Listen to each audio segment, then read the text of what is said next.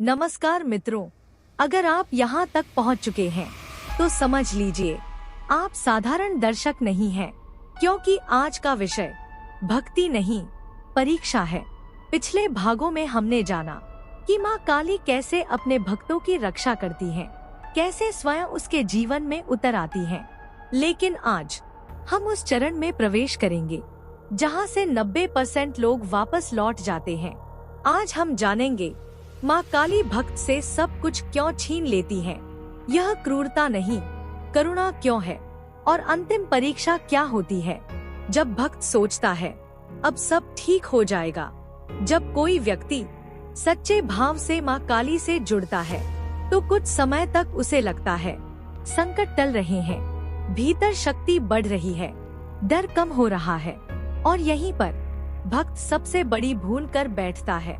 वह सोचता है अब माँ मेरे साथ है, अब सब अच्छा ही होगा। लेकिन यहीं से पाठ 5 शुरू होता है।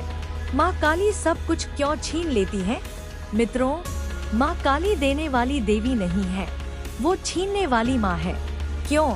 क्योंकि जब तक अहंकार है, आसक्ति है, झूठा सहारा है, डर है, तब तक भक्त मुक्त नहीं हो सकता।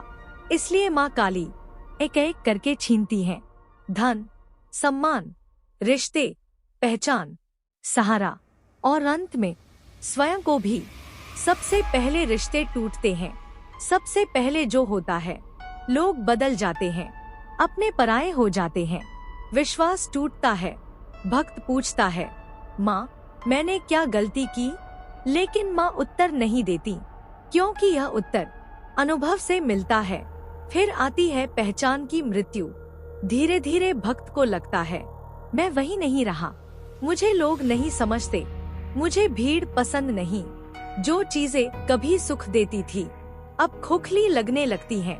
यह पागलपन नहीं है, यह है अहंकार की मृत्यु। अंतिम परीक्षा क्या होती है? अंतिम परीक्षा बहुत सरल है और सबसे कठिन भी।